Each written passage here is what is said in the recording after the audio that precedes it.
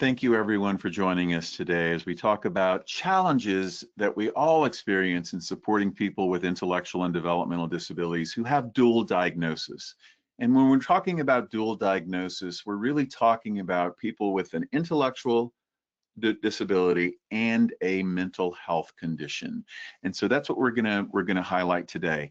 I am your facilitator here today, Craig Escudé. I'm a family physician, board certified fellow of the American Academy of Family Physicians, the American Academy of Developmental Medicine, and also of the American Association on Intellectual and Developmental Disabilities. I practiced in this field for over 20 years clinically, and have been working in the field for 25, 26 years now altogether. I was medical director of a large regional center and created a program to provide training and education and clinical consultation services to clinicians in the state of Mississippi where I was working at that time. Now I'm the president of Intellectability, where we provide tools and training such as this one to states and organizations and people in the field to help them recognize health risks and be able to better address them, improve overall health outcomes.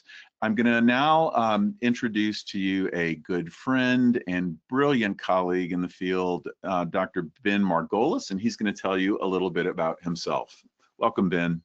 Thank you so much. Hello, everyone. I'm Ben Margolis. I'm a neurologist and psychiatrist. It looks like the fisheye on this laptop is making me look like I'm leaning, but I'm actually sitting up straight. I am board certified in both, and I specialize in the neuropsychiatric care of adults based out of the Hudson Valley. And right now I'm honored to have a long-term locums position at Bronx Psychiatric Center, where we're working on getting people with intellectual disability and serious persistent mental illness, which is SPMI, out from inpatient psychiatric settings, connected with services and out into the community. And hopefully we'll be able to do that throughout New York State. This is my second career. I used to be an artist, but am now dedicated to the same mission that Craig and I'm assuming everyone on the call is. And I also am very much part of the AADMD, co-founded the Behavioral Health Task Group along with our great colleague Lee Linder, and am grateful as well to be part of the Special Olympics New York Strong Minds program and sitting on the medical advisory task force for the developmental disability advisory committee for the New York State OPWDD, which is the Office for People with Developmental Disabilities, our state agency here. Well, thank you, Ben, and it's so great to have you here, and you bring such a wealth of experience in this field, and I'm glad we have the opportunity to share it with everyone. I'm going to start with a quote that you gave us that we talked about when we did a podcast recording. I don't know. It's been a while now, I guess, but I want you to talk about this a little bit more. The most valuable tool that we can use in communication. When we hear each other, that's what makes the job easier. Can you just elaborate on that a little? Sure. So because of the cultural competence that is lacking on the whole among mental health providers, oftentimes mental health providers don't know what they don't know and don't know how to get the information that they need.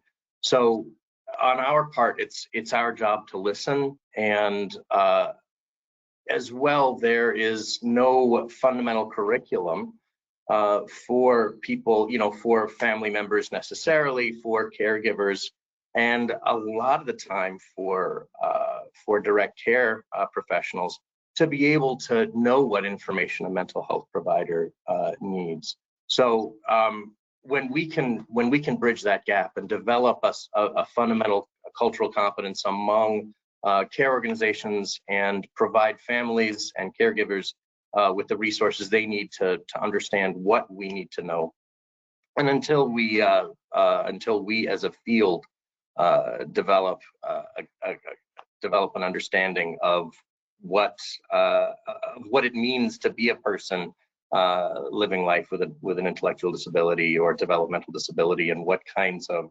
what kinds of resources and what kinds of I should say, who does what, then those challenges are present. So yeah, we need to bridge the gap. Yeah, I couldn't agree with you more. We need to all learn to communicate better with each other. The supporters of people with IDD, learning to communicate with healthcare providers learning to better communicate with people with IDD, as well as their supporters, can all really facilitate better healthcare outcomes overall. So we're going to talk about some of the reasons there are challenges in providing good health care for people with IDD in general, and also people specifically with dual diagnosis. And one of them, the first one that you mentioned here is something that people who know me know I talk about a lot, and it's the need to train healthcare providers. So Ben, go ahead and elaborate on that a little. So yeah, and I also want to point out that this is not a talk of just commiseration, although that is right always part of what we end up doing. All of these things are actionable and are being actively addressed as part of this webinar, as part of our life's work, and as part of what you do. So the fact that there is no required curriculum in American medical schools, not just in the care of people with intellectual and developmental disability, but specifically on behavioral health care in people with intellectual and developmental disability, is an enormous problem. We're tackling that as part of the AADMD, and you directly are facilitating tools to be able to give us a template to be able to start to work from. But currently, there is no required curriculum either during psychiatric residency or in medical school to be able to require training in mental health care and IDD. So you can become a board certified psychiatrist without seeing a single person with a developmental disability. And the same goes for a board certified family physician or other, because there's simply not a requirement. And speaking from my own, clinical experience and my own lack of knowledge, I remember so well when I first started working with this population. This was after residency, and I began working at a large facility for people with intellectual and developmental disabilities. And I realized almost immediately how ill prepared I was to provide health care to people with IDD. And it's not that the conditions are different. We see things more commonly like aspiration pneumonia and constipation and bowel obstruction. We're taught these things, but it's the different ways that they present. It's the different ways that people with intellectual and developmental disabilities often communicate signs of underlying medical conditions or pain or a mental health condition. That's really, I think, a big part of what needs to be taught in medical schools, so that everyone with or without a disability can present to a doctor's office or a nurse practitioner's office or an emergency room and receive a basic level of competent and compassionate healthcare, and that starts with education. So that's, this point is one of the reasons we see so many health disparities in people with intellectual and developmental disabilities. And Ben, thank you for bringing that up and pointing that out. Going into the next slide here, you're mentioning limited evidence. So tell me what you mean by that. Yeah, and I just wanted to further say one more thing about behavioral health care. So while behavioral health care is one fraction, or one represents a partial part of the enormous problem that we are actively addressing and are helping to mitigate, but the fact that it is among the most common reasons people with intellectual and developmental disabilities will show up in an emergency room or show up to their primary care office is, with a behavioral health complaint. They're not acting right. There's aggression. There is some sort of behavioral change will prompt so much of walking in the door that this is a wonderful place to be able to start addressing the need for training. So, and then I can address limited evidence as well. So this is true not just in behavioral health care. Before you go there, let me comment on your comment. The need to train clinicians, and you brought up people presenting to an emergency room with a behavioral issue, and that's a great place to start. And I'm happy to say that actually in about a month, I'm going to be speaking at the Emergency Psychiatry conference in New Orleans. It's a national organization for emergency psychiatrists, and I'm actually going to have the opportunity to talk about the reasons for behaviors and understanding the different reasons for behaviors, including underlying medical conditions and so on and so forth. So that's really just to drive home the point that we are working to improve these things, and it's not just me by any means. There are people working on these things to improve the training opportunities and the outcomes, but we do have a long way to go. Thanks for letting me jump in on that. So go ahead and talk about the evidence here. This is making my day. The fact that you're doing that is fantastic.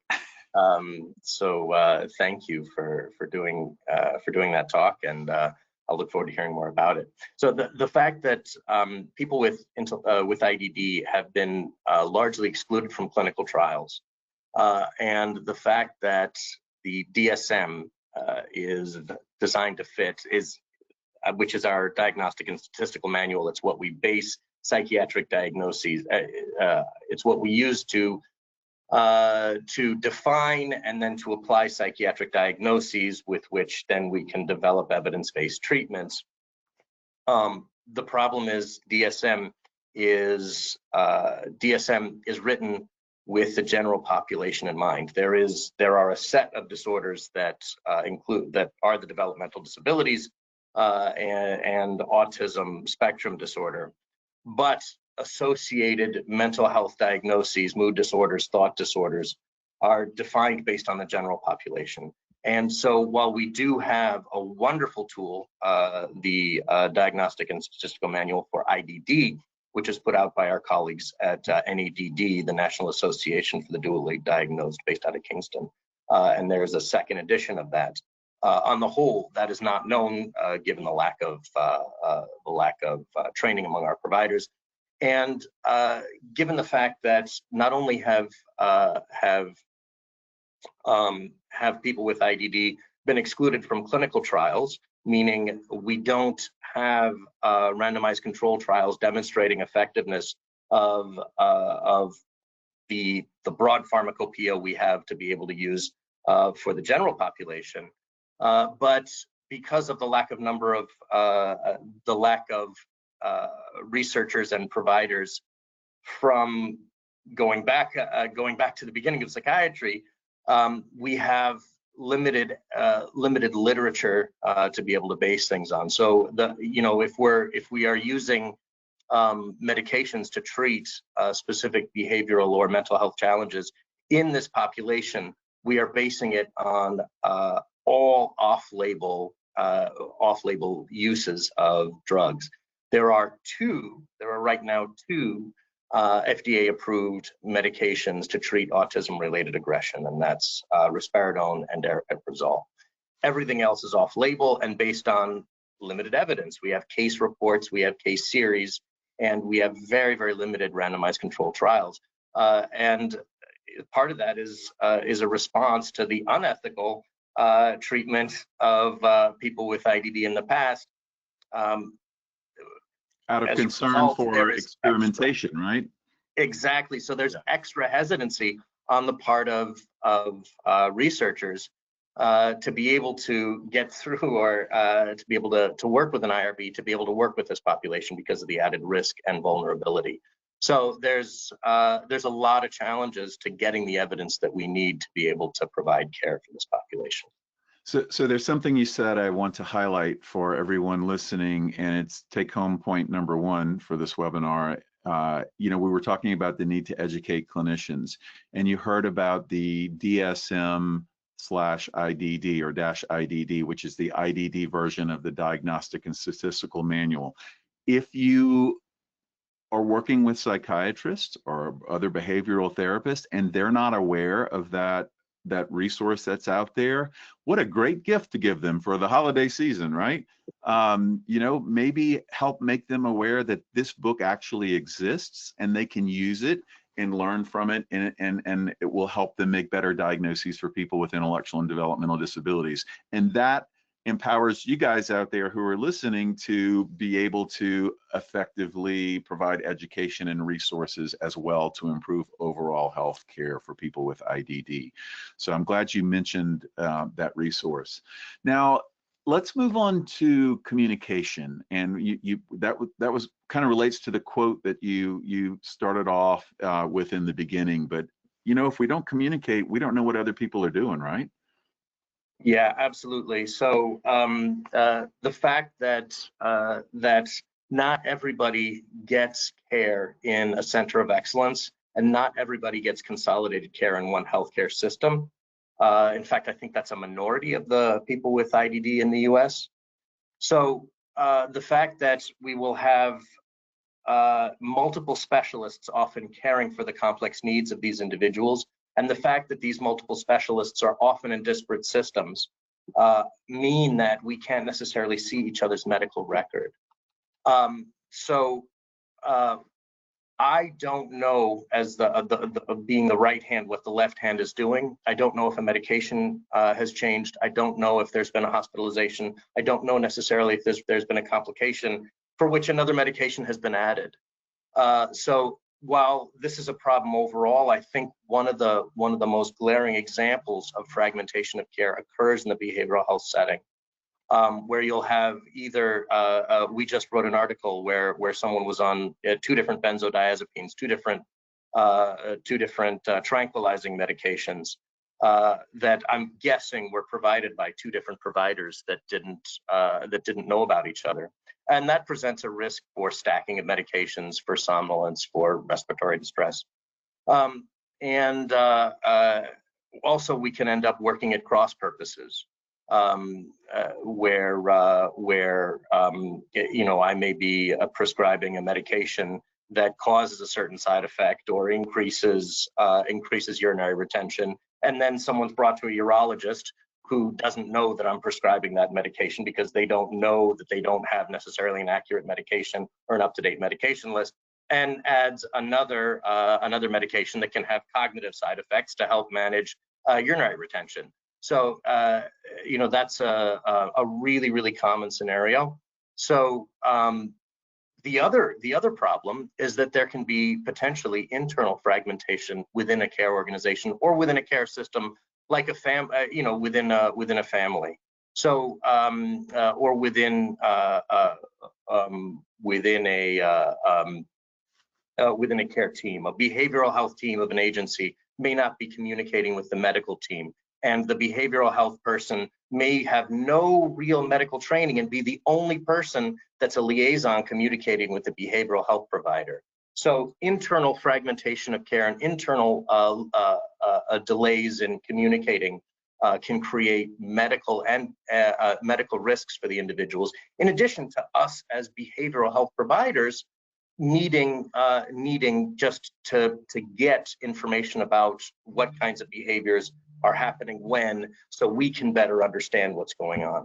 So overall, there's lots of games of telephone that can happen where a message changes all the way along, and because we don't yet quite speak the same language as a provider, I don't fresh out of residency or without specific training, I don't know how to obtain the information I need. I don't know about the potential risks for fragmentation of care. And because this isn't part yet of every agency, and it's not necessarily a resource provided to all families. They're not aware of the risk, so they don't know what they need to tell me yet. And I, as a fresh graduate or as someone who doesn't care for this population a lot, doesn't know what I need to ask. So all of those create the risk of a behavior being misinterpreted and medication being prescribed inappropriately, and the real problem either being delayed or, God forbid, made much worse by delayed care. And the answer to that is, of course, education and communication. Yeah, so take home point number 2 for everybody out there is do what you can to ensure this continuity and communication between all providers. Make sure that you have an accurate medication list, and not maybe just not only just the name of the medications, but what is it being prescribed for and who is prescribing that. Have that list and make sure every healthcare provider that a person you're working with has that same list, and it's kept up to date so that everyone knows who's prescribing what it's for. And that's something that you can do to help improve that collaboration and communication in this area. So Yeah. another great point. And another thing that's so helpful is I want to emphasize not just what's being prescribed, but as Craig said, who's prescribing it. So if I know that an individual has a primary care doctor and various specialists, then I know how to get the information I need to help defragment that care. The face sheet, or that face sheet with every agency uses in some form in every state may not be understood to be such a tremendously valuable tool, because again, as a fresh graduate or as a provider who doesn't often interface with people with DD, I don't know what I need to know, and I don't know how to get what I need to know. So for you to explain, if you are a care provider, a direct care provider, to be able to have that opportunity to teach your behavioral healthcare provider how valuable of a resource that is terrific, because we get so much paperwork from so many, from so many sources. We may just put that aside because we're inundated with so much. In the same way, we all get alarm fatigue on our phones, or with our electronic health records. So Ben, we had a quick question from someone who mentioned what were the 2 drugs that were approved for the behavior treatment that you mentioned earlier? Oh, the only, and what was the other one? Yeah, aripiprazole. The brand name is Abilify, or it's also an injectable form as Aristada. But it's one of the only 2 FDA-approved agents. Everything else is off-label. Great. All right. Thanks for clarifying that. Sure. All right. This was an interesting reason for or a challenge, I thought, but something that I've come across, not just of psychiatric providers, but of providers in general, because there have been so many challenges that families and supporters have had to go through to advocate for good health care. So please elaborate on mistrust of psychiatric providers. I really feel for families who are in this awful position of being of needing help, and yet feeling so vulnerable and so at risk when you seek that help. Historically, we don't necessarily have a great record as a field when there's problems of us having a hammer and everything looking like a nail due to lack of education, to a history of what we now consider barbaric tools to be able to manage such unbelievably challenging behaviors and situations. So we have as an entire field, we have Willowbrook and the institutional abuses that have been historically present. We have the fact that psychosurgery and lobotomies used to be utilized, which is kind of terrifying.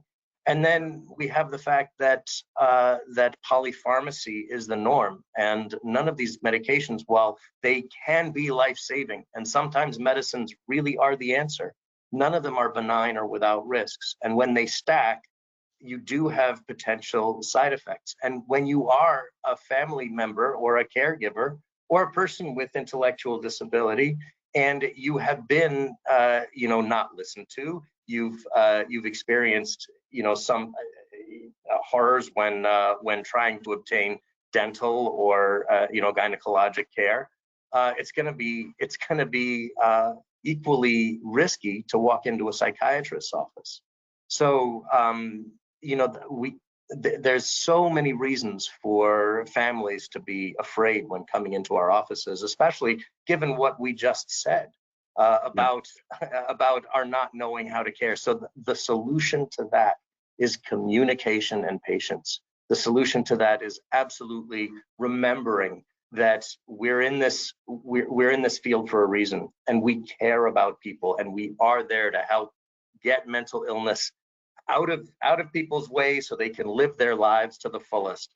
And anything that can help us do a better job is going to be welcome. And so the key to that is for families and caregivers understanding that they have tremendous power to teach us to be able to provide good care. Yeah, someone made a comment that I want to highlight. I think is pretty interesting, that it's not just mistrust of psychiatrists, but the lay public mistrusts physicians and science and of all types right now, including the big pharma industry, and it's making everybody's jobs more challenging. We could probably talk on this for forever, but so many things are put out there as fact now on social media, or it's very easy to find information that people will say supports their view versus another view. And I just would ask everyone to use caution and look at true science. I don't think research consists of looking at opinions on Facebook. That's not what I would call research. Really do look at science, find trusted providers, and do realize that far and large, healthcare providers are very interested in improving health and improving healthcare and improving wellness for people, for all of us. So just try to keep that in mind as we go forward, and look at sources of where we get information, and use some skepticism in what you think about. That's all I'll say about that. So another challenge, and it's something that I think we're facing a little bit more now when we are hearing about potential reductions in funding for Medicaid, and we know that Medicaid provides a lot of supports and services and funding for those supports and services for people with intellectual and developmental disabilities. And so let's talk about the financial pressures that we're seeing now. So inherently, complexity deserves and needs more time, and the life and psychiatric care of someone with IDD is going to be potentially complex. And so providers of in really any field, in order to coordinate care, like I talked about, giving the time for the left hand to understand what the right hand is doing takes extra time, and may take extra outside of clinic time. And that time is uncompensated. And given the tremendous time pressure and volume that every behavioral health provider faces right now, that creates an unfortunate disincentive for people to be able to dedicate the time that is warranted for the care of people with IDD. So I don't think there's any reason to pretend that doesn't exist, and I don't think that's an unreasonable thing to discuss when establishing a relationship with a behavioral health care provider, to establish that this may be the case, that this case may take extra time, that this appointment may go long, that we may need to ask as a family or as an agency to split this visit into two so that you have time to get the information you need.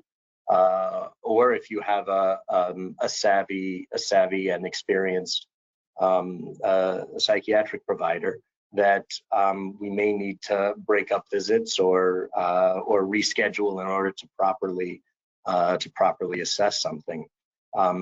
Because while we are in the process of establishing CMS codes and being able to become adequately, or I shouldn't say adequately, I should say equivalently compensated, so that there's no financial disincentive. That's going to take some time. First of all, that needs to be established, and then it needs to be the information needs to be widely disseminated. So that's going to take some time. So in the meantime, I don't think it's unreasonable for advocates, for individuals themselves, and for caregivers to be open and let your providers know that this will probably be necessary, but that it'll be worth it. Yeah. It will be worth it. It has value. Yeah, care has values in other ways. Yeah. Well said. Now, we talk a lot about maybe not going to a psychotropic medication as the first line of treatment when we see behaviors or other challenging situations, but sometimes medication is the right thing to do, right? Yeah, absolutely. So while the diagnoses we have are phenotypic, meaning when someone has schizophrenia, that doesn't give us that doesn't tell us that they definitely have a certain gene or a certain chromosomal change, the way we can when someone has velocardiofacial syndrome or Rett syndrome or Down syndrome. That is a true diagnosis. But schizophrenia, when we use that diagnosis, it's just a set of symptoms that we can describe. And when someone demonstrates those symptoms, and when they're not necessarily attributed to their to something that is, when it's not misinterpreting something that's a result of their developmental change, the treatment is medication. When someone has true blue bipolar disorder, well, again, we don't have a gene for that. We do see that potentially bipolar patterns of behavior, which can be life-threatening when someone is manic or when someone is depressed, or when someone has a really, really dangerous delusion or auditory hallucinations that are creating really significant distress for them, or telling them to do things that could be potentially dangerous to themselves or others. The answer is medication, and is medication that's lifelong for maintenance. And these medications are potentially life-saving. In addition, when we are going off-label, when we're not talking about true blue appropriate DSM diagnoses, when we're talking about autism-associated OCD or compulsions that potentially can be quite dangerous, how many of us have worked with people who have fractured bones because of compulsive behaviors, or severely injured themselves or others because of an overwhelming compulsion or aggression, or had family members seriously injured. Potentially a medication can facilitate someone being able to stay with their family safely. It can facilitate them living their lives, being part of a community. Whereas without that medicine, while it may be crude and while it may have side effects, in weighing the risk and benefit, sometimes medication is the answer. And that's a great point. It's weighing the risks and the benefits. And we do talk about polypharmacy. We do talk about people being on multiple medications, sometimes several medicines in the same class, overuse of medications. But that's not saying that the opposite is the right thing to do, meaning no medications at all. Medications can be very helpful, but we always have to weigh the risks and the benefit to them. And there's, good prescribing habits that we can follow to ensure that we're getting the results that we expect to see from the medicines, and so on and so forth. That's probably a whole other talk, but that's a good point to know that sometimes medication is the right treatment for a number of things, and we do know that. So let's talk about this a little bit. Communication, we touched on it a little bit more. I'm going to let you elaborate a little bit more about how that should be the standard of care.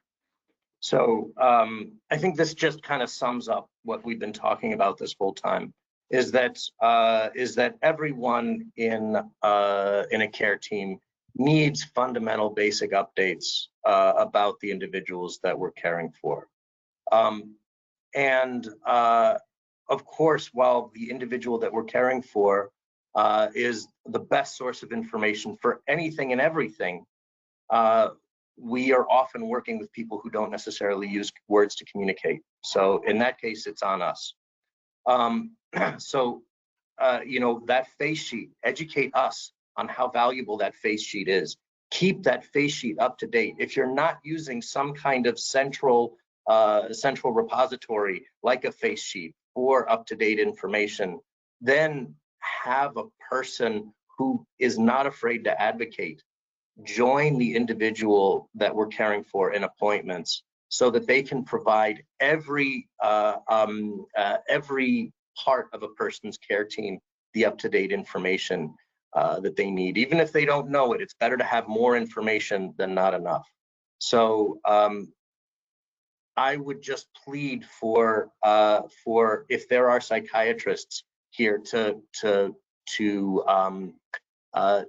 learn about the life of a person with intellectual and developmental disability, what it means to have a care team, what role that care team plays, and who will have the up-to-date information or the observations that you need to be able to come up with a plan.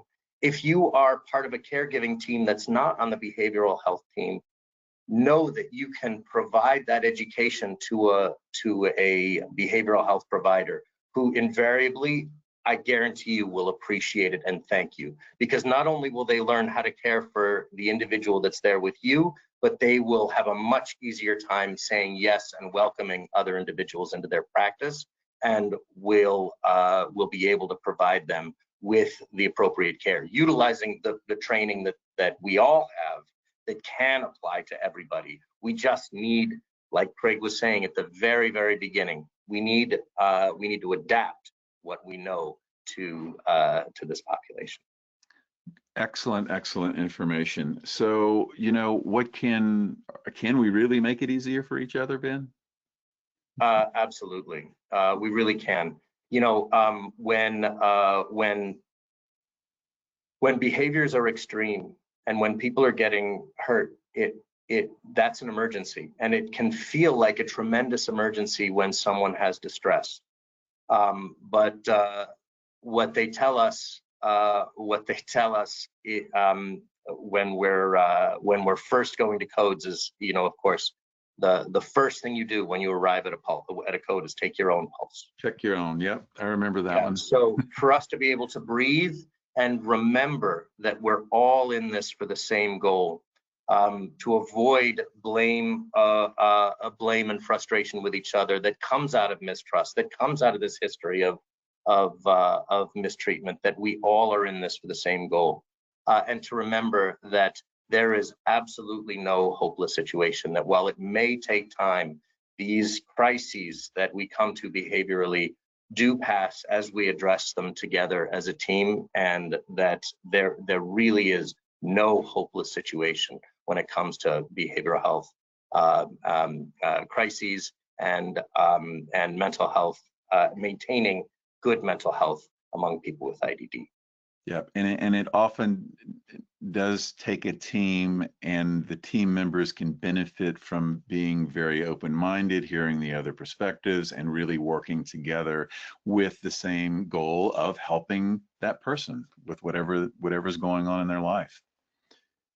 Caregiving teams can be educators. I could not agree with that more. You want Yeah, to talk so about it? that's just reiterating what we're talking about. Yeah. You know, that you have the opportunity to fill that gap that is also being addressed, but will take generations to be fully to be fully addressed by our medical education system. Yeah, So, and go ahead. I'm sorry. oh, no. So I just want to empower and ask that ask everyone in a caregiving team to be ready to teach us. Yep, and just like I said, that collaborative effort and everyone recognizing that we all need to be educated. There are things that we can all learn, and many of us have learned things the hard way. And so let's share those things that we've learned with other people, which can improve overall care and support in the big picture of things for sure. We are coming to the end of our 45-minute webinar here. I want to remind you that there are handouts in your handout section in the control panel. One of them is on mental health conditions in people with IDD. It's from the book Clinical Pearls in IDD Healthcare. The other handout is the slide deck. I know many of you often ask for that. If you are looking to train healthcare providers to give them a resource where they can learn more about some of the fundamental principles of providing healthcare for people with IDD, consider looking at the curriculum in IDD healthcare. You can find it on our website. It's a web-based e-learning course that is CME and CEU approved. It's being used by medical schools, nursing schools, and thousands of clinicians out in practice to provide them with some information about some of the things we talked about, but also very clinical and diagnostic skill set building information as well too that can help improve overall healthcare. We really would like to hear from you. There should be a survey link in the chat. We want to hear what you liked about the webinar, what other topics you want to hear about, anything else that we can do to do better. If you want to learn more about the field in general and hear from people who work in the field like Dr. Margolis and others, I'd encourage you to take a look at the IDD Health Matters podcast. I have guests from all walks of this field, including doctors and nurses and case managers and people with disabilities themselves who are self-advocates and state developmental disability directors and provider agency leaders and direct support professionals and really people from all over. And there are so many great insights that we've picked up on through these that I've learned in interviewing all of these guests. And I think there's something that you can take home from each one of these episodes. So take a look at the IDD Health Matters podcast. They're about 20-minute episodes filled with a lot of interesting information and stories. Ben, I have a question that I would like you to see if you can help this person with. She says that she's working on a team with two individuals who are experiencing increased mental health symptoms leading to adverse behaviors. They both have the same psychiatrist, and that psychiatrist is refusing to entertain med adjustments. Now, this person's recommended them finding a new one, which can be challenging. But do you have any other suggestions on what might be done or what could be done here? So one of the first of all, I'm sorry you're in that position, and I really, really hope that that there will be more of us in the future who do what we do, so that it won't be a situation where when someone says maybe you should find somebody new, or when a team feels like they need somebody new, that they have a real menu of people to be able to choose from. I think that future is going to happen, but it'll take some time. So I'm sorry you're in that position. Second, one of the things that you can definitely do is make sure that you shore up every other possibility. So one of the first calls I always encourage people to make when there is a behavioral change or a behavioral problem is to a primary care physician. Make sure that every other medical possibility is addressed. Does someone have a toothache? The fundamentals, the fatal five that Craig teaches, they are still super prevalent. So is there something that is contributing, that is medical, that can be addressed, that can be found with a good physical exam or looking in somebody's mouth? Sorry, go ahead. I was going to say, and this one other thing I might think about, and this may be a little challenging. I know it can be challenging, but helping to educate that healthcare provider specifically about mental health conditions in people with IDD can potentially go a long way. And we know that can be a challenge for a non-physician to try to educate a physician. It may not always be well received, but providing them with some information from another physician, an article on a topic, or the book Clinical Pearls in IDD Healthcare has some information on mental health conditions in people with IDD, and it's written by me. And providing them with some additional insights might help change that person's perspective as well too. So that's something else to consider. I want to end with, go ahead. Oh, Ben. yeah, and I was just going to say, working, when you do speak with this psychiatrist, it still is standard of care for us to be able to ask the same questions, to say, is there, did something change at home? Did something change at program? Did something, did a housemate or a roommate change? Is there something going on in the family? In addition to thinking about medicines, or of course before thinking about medicines, did you already go to your primary care doctor? Did we already rule out that this is something medical? Can I see, if any medication changes got made outside first, and maybe reapproach that psychiatrist or mental health provider with this information in hand, so that you can make a more integrated and responsible, hopefully effective decision. Excellent Sorry, point. thanks. Yeah.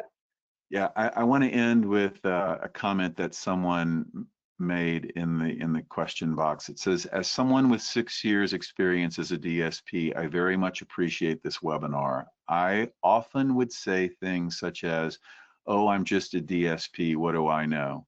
Because I was often dismissed by my ideas, despite having the most experience in interactions with people that I was supporting. It's nice that we are starting to push the importance of hearing these voices, and I am so thankful you said that, because that is so important. It's a lesson that I learned years ago, that people who know the people that they're supporting the best often have the most insights.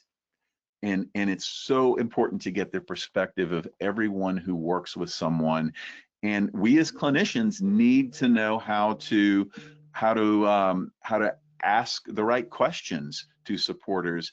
Again, it goes back to communication and ensuring that everyone can communicate well. So thank you for sharing that comment. Dr. Margolis, thank you so much for joining us today. We appreciate everyone who joined this webinar. We will be sending out the recording.